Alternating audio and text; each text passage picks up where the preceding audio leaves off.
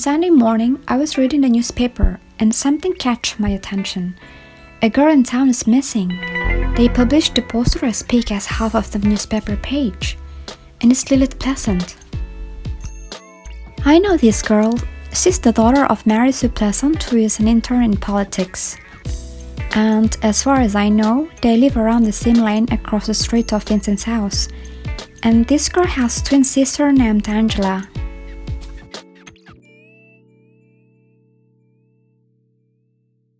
I haven't met Lilith in person, but just seeing her a few times playing the arcade machine in Game Station.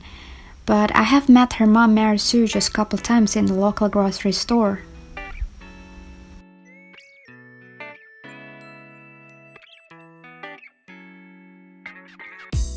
The poster said she disappeared around 2 to 3 p.m. on last Thursday, and last seen wearing the purple denim jacket and blue shorts. By seeing the missing time, she probably disappeared after school, since the high school finish time is around 1 p.m. Something is unusual though. Each time I see Lilith, she always wears all black. But maybe she wants to try some new look?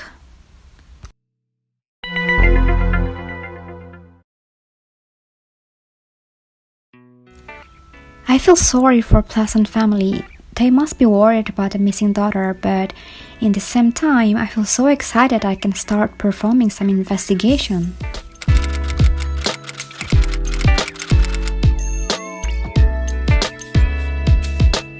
So I took a look again at the poster. It mentioned the phone number to contact if you have some information about Lilith. When I checked, it's not Maris's number, so it's probably her father's or Angela's. I gave it a call and apparently it was her father's number, Daniel Pleasant.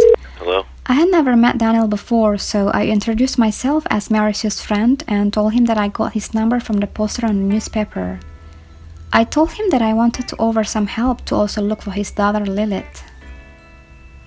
After calling Daniel, I called Mary Sue, and she told me a little bit about what happened. I asked her if I could pay her a visit for some kind of interview about Lilith's disappearance. She said she was not at home at that time, only Angela was. I said it's okay, I could talk with Angela there. I was getting myself ready and the phone rang, and it was from my friend Ethan Jones. Ethan is a private detective and also a writer. He lives in 35 Woodland Drive, as we usually call it, as a trailer park area. We knew each other for quite a while. He was my senior in college. Ethan knew that I must have read the newspaper and saw the poster. He said that he had contacted his police friend John Dirk, who is also Lilith's uncle-in-law. He gets some info about the missing girl from him. I said to Ethan that I'm going to the Pleasant family's house and we'll see him later after that.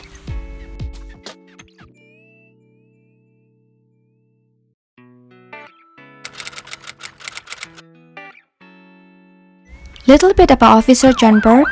His career is in law enforcement as a patrol police. He's married to Jennifer, who is Daniel Pleasant's younger sister, and have one child named Lucy. Jennifer is a housewife, and the family live in 190 Main Street. As I know, they are the only married couple living in Pleasant View County District.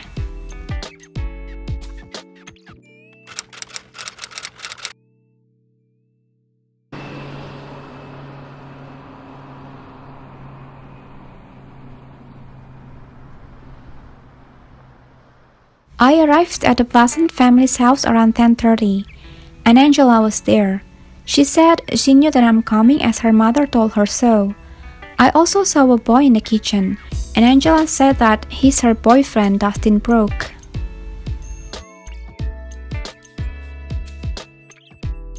I said to Angela that I was helping her family to find Lilith, so I needed to dig some information from her, anything related to her twin sister's disappearance.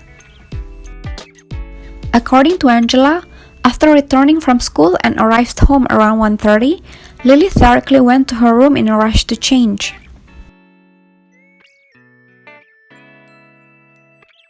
10 minutes after that, she left home running and just said that she wanted to play the arcade machine in a local store as she always did.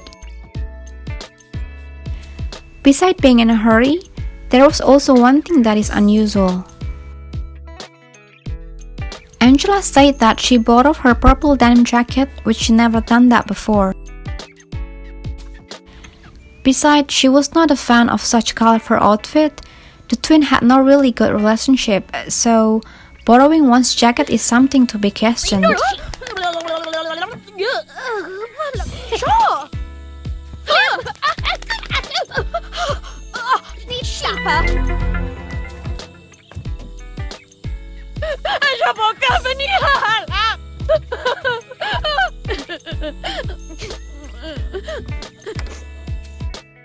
This question was already in my head by the time I saw the poster. So now I really need to find the answer for that because it seems related to the case. And also earlier on the phone, Marisu said that she lost 700 simoleons from her wallet, but she was not sure if Lilith also stole them.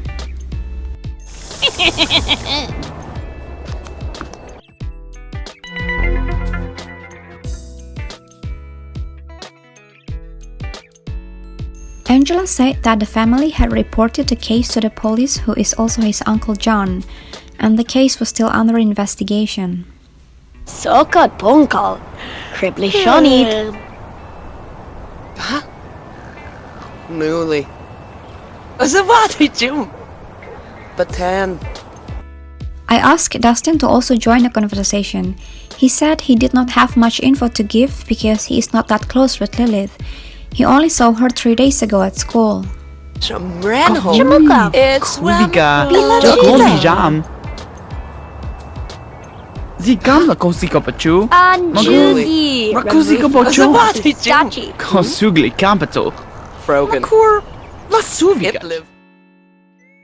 Dustin suggested me to meet Dirk Dreamer, who is apparently Lilith's boyfriend, so he might have some other information about her.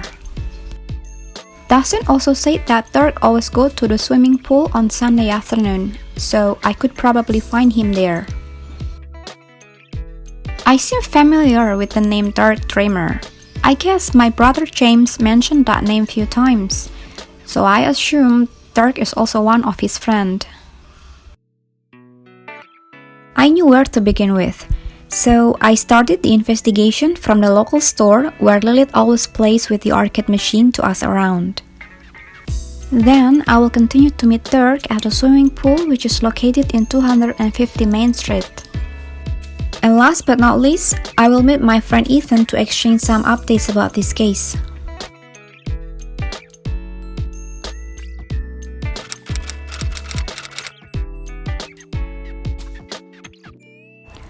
So this is the local store in Pleasant View, the business for all foods, reading and entertainment needs.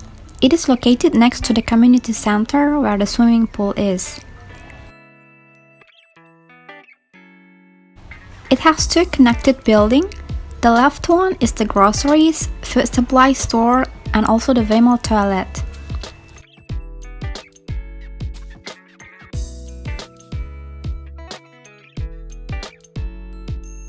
The right building is the arcade station, games, magazine store and male toilet. You can see there are two arcade and pinball machines that Lilith always plays with.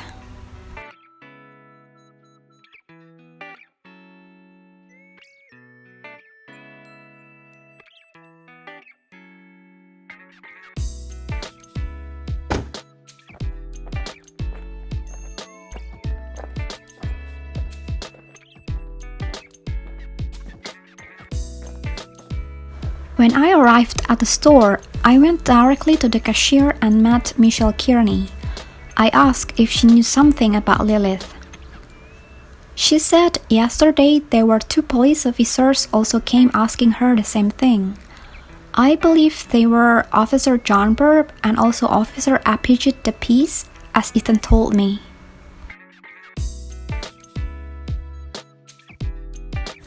Michelle happened to know Lilith because she's the frequent customer for the game station. But at that time, she really thought that it was Angela because she's the one that always buys the groceries when her mom is busy. And also because of what she wore, which was purple jacket and blue shorts. She also did not put on a black lipstick as she always did. Michelle knew it was actually Lilith after knowing the news about her disappearance.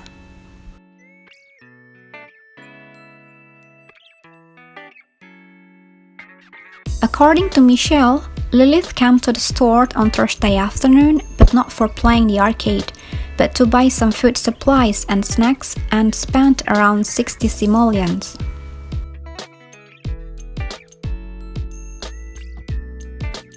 Michelle was not in such a state to see where Lilith went after that, because there was another customer she needed to handle. If Lilith bought some food supplies before she disappeared for nearly 3 days, did it mean that she planned her disappearance for just a sweet escape? And where could she be for the escape? Also, when I took a look again on the store camera recording, when Lilith was entering the store, she seemed calm from the toilet where she might have cleaned up her black makeup signature there to make people think that she was Angela. Because earlier, Angela said to me that Lilith still had her makeup on when she left home. Except their opposite character and style, they both are actually identical twins with the same height and same color of hair and eye. So, was disguising as her twin sister also part of her plan?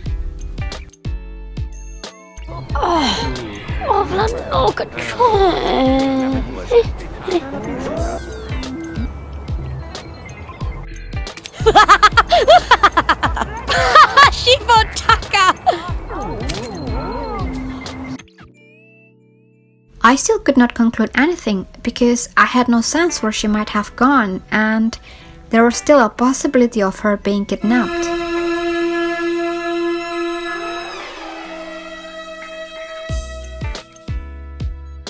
I went to the game station to check the arcade machine. I played a bit just to open the scoring court, and this was what I found. There are some initials appear on the screen, and one of them attracted me.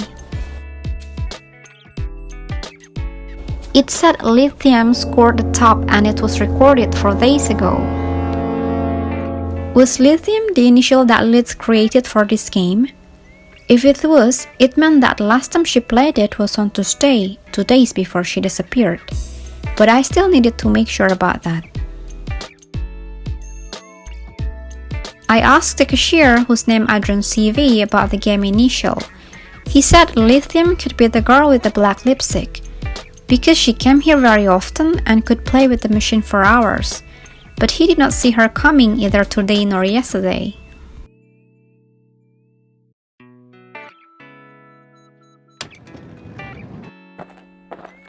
It was 1:30 p.m. in the afternoon, so I decided to leave the store and went to the swimming pool, hoping to meet Dirk Trimmer there.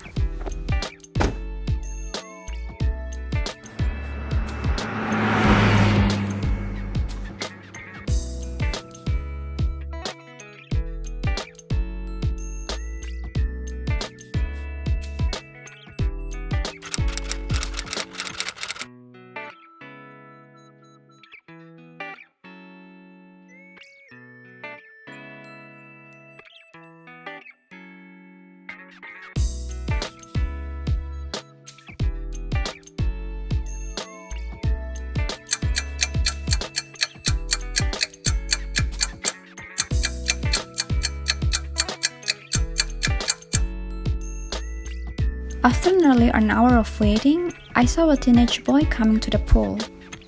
I believe he was Dirk Trimmer, so I approached him and asked him if he has time to talk with me. He opened up a little bit after knowing that I am Jam's sister.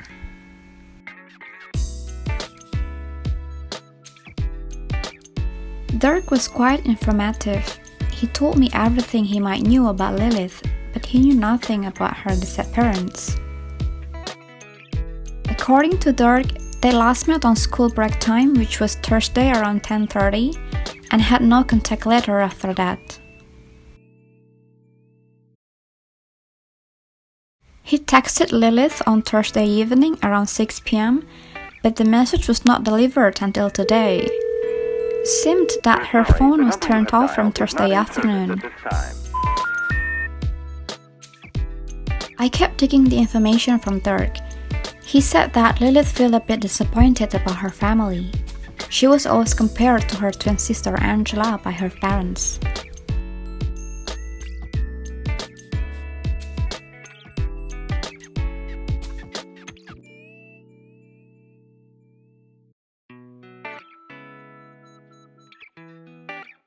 Lilith is a free and happy girl at school, and she loves playing with the arcade game.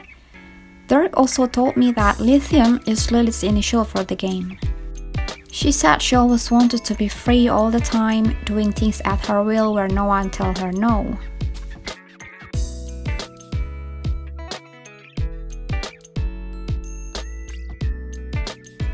But the story I heard from Dirk, it ensured me that Lilith's case was not a kidnapping. She might just want to escape from her family, her routine, and live the way she desired. But I still have no clue where she could be.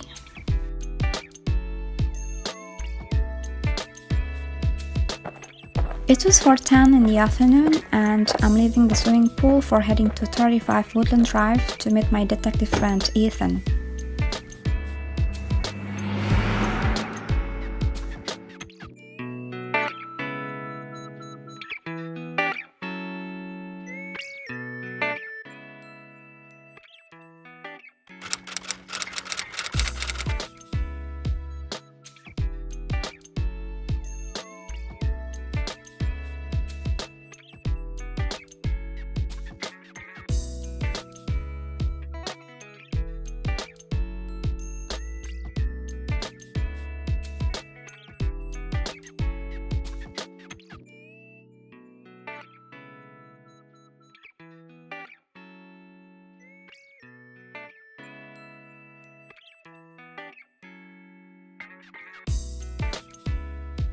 I arrived at Ethan's around 4:30.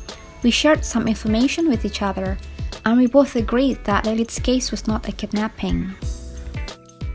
Ethan had also done his own investigation.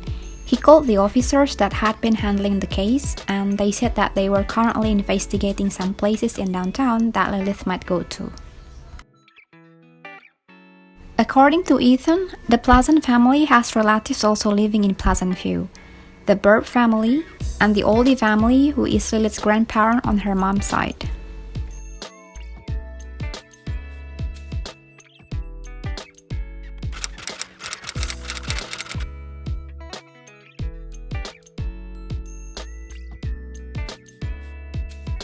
The Oldie family lives in 170 Sim Lane.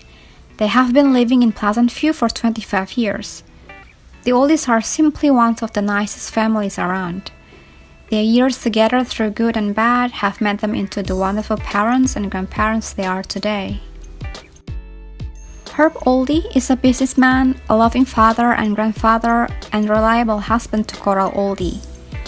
Coral is a housewife who has raised a successful and beautiful daughter, Mary Sue. They are actually Mary Sue's adoptive parent. This morning, Ethan visited the Oldies and talked about their granddaughter's disappearance. Unfortunately, they had zero clue about that. The last time they met their grandchildren was a few months ago and had no intense contact after that.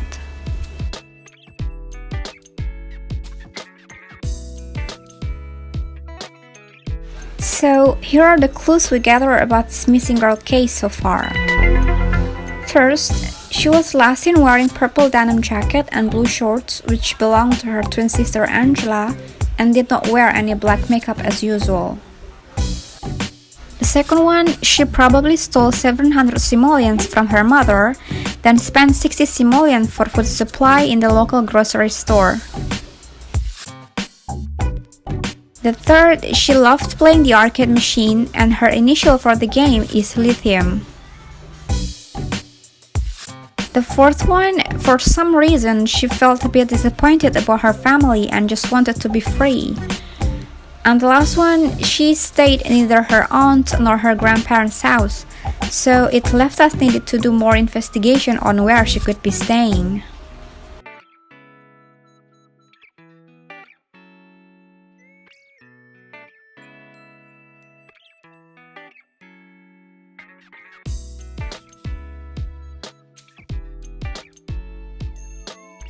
So, to continue the investigation, we both decided to go to some hangout places in downtown area which has the arcade and pinball machine to gain some more clues.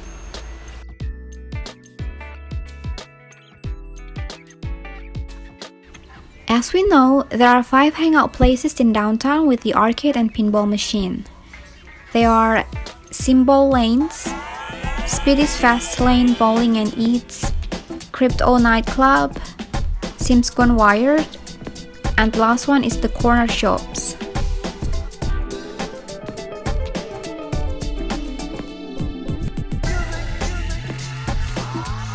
We eliminated the Crypto Nightclub since it is only accessible for their VIP and registered member, and no teens are the members of this club so far.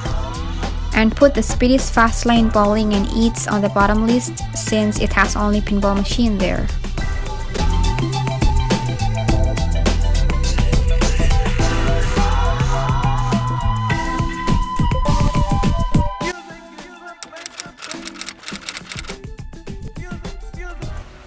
Welcome to downtown. Downtown has everything you are looking for, from dancing to dining to dating and so much more. Downtown lets you find out what the nightlife has to offer. Our first stop in downtown was Symbol Lanes. Symbol Lanes representing the best family bowling in the greater downtown area. It has 6 bowling lanes, a cafeteria, a pool table, arcade games, and public restroom. We talked to Vince Wilson, the receptionist, and also Mark Trottier, the waiter. Based on the information they gave, they witnessed the red-haired teenage girl with the purple jacket, whom we believe was Lilith, come to the Symbol Lanes on Thursday night around 8 p.m. According to them, she came to play the arcade game and also dine in. She ordered 17 simoleon hamburger for the dinner before she left the cafe around 10 p.m.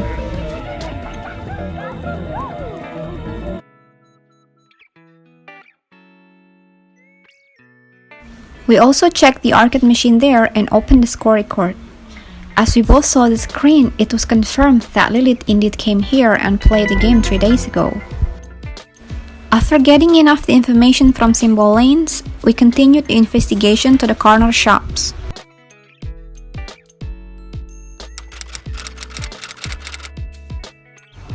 The corner shops is the sophisticated and fine shopping destination. With a little bit of everything, even the most finicky of Sims will find something to like. There are 4 separate buildings that we can buy things from. Building 1, there are many clothing racks and changing rooms. In Building 2, there are a cell phone gadget kiosk, a magazine, and video game racks. In Building 3, there is a pool table, pinball machines, arcade games, and a photo booth. In Building 4, there are tables and chairs, a small patio with a barbecue grill, and also public bathroom. Again, we do the same investigation as we did in Symbol Lanes. We talked to the cashier, Nicole Thompson, and she remembered that yesterday, around 11 in the morning, there was a girl with a purple jacket came to buy a magazine.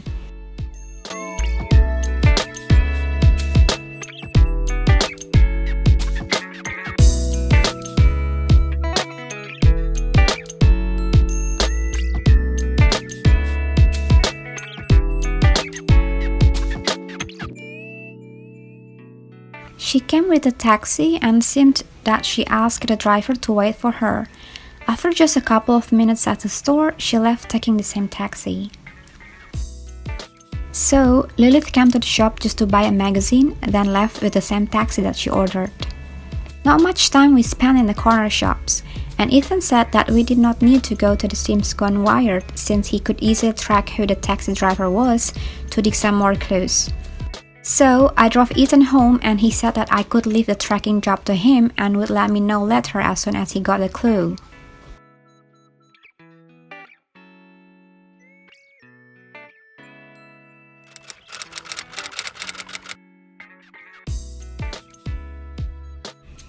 Early morning, I was woken up by Ethan's call. He said he really could not wait to tell me that he already got a light for this case. Using some connection he had, he finally could track and contact the taxi driver. He was Larry Raymond.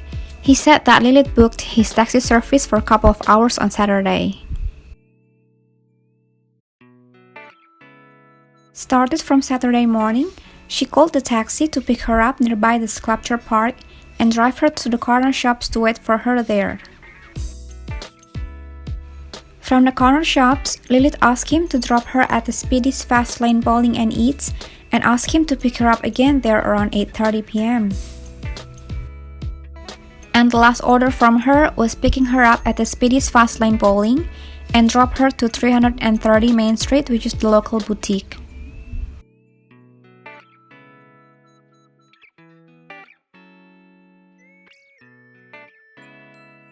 Larry said that Lilith did not go into the boutique, but she walked away by herself heading to Oak Street direction instead. And he did not see where exactly Lilith went since he turned around from the main street to pick another customer. Suddenly I was stunned and felt that my brain searching file inside my head about the Oak Street. I was sure that I had ever read that somewhere. So I hung up the phone and I opened my computer to surf the history of the website I visited on the internet recently. And there I had it, the Oak Street.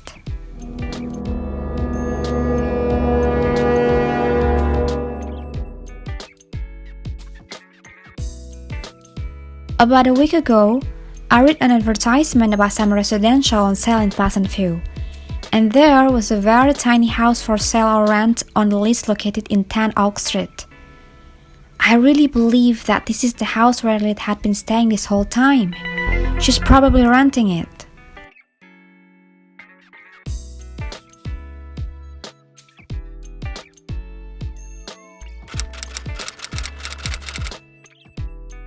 At 7 in the morning, Ethan and Officer Dirk came to pick me up, even though I was not expecting that he'll be riding that police car. Anyway.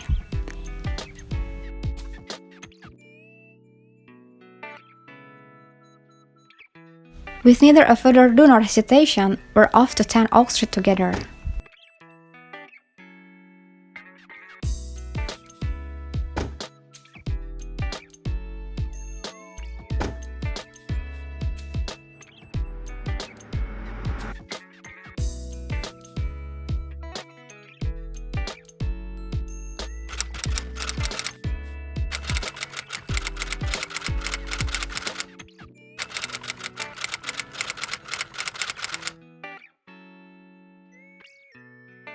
And here was the moment of truth.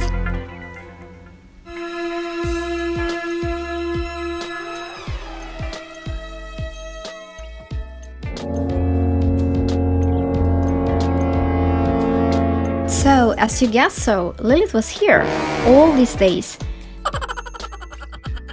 The room was so messy with the trash littering all over the place, but there we had Lilith.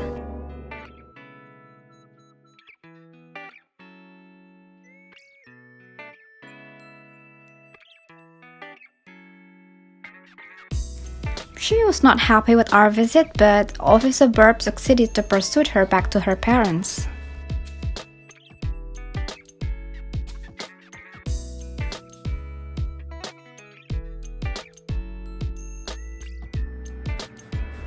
We solved the case and brought Lilith back to the Pleasant family, but she seems still not happy about that.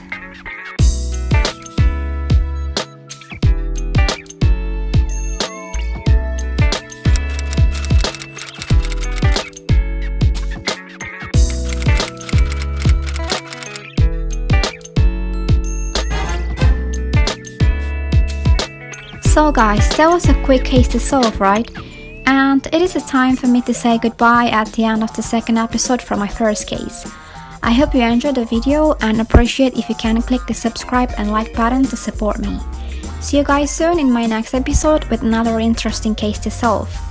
Thank you so much for watching and bye bye!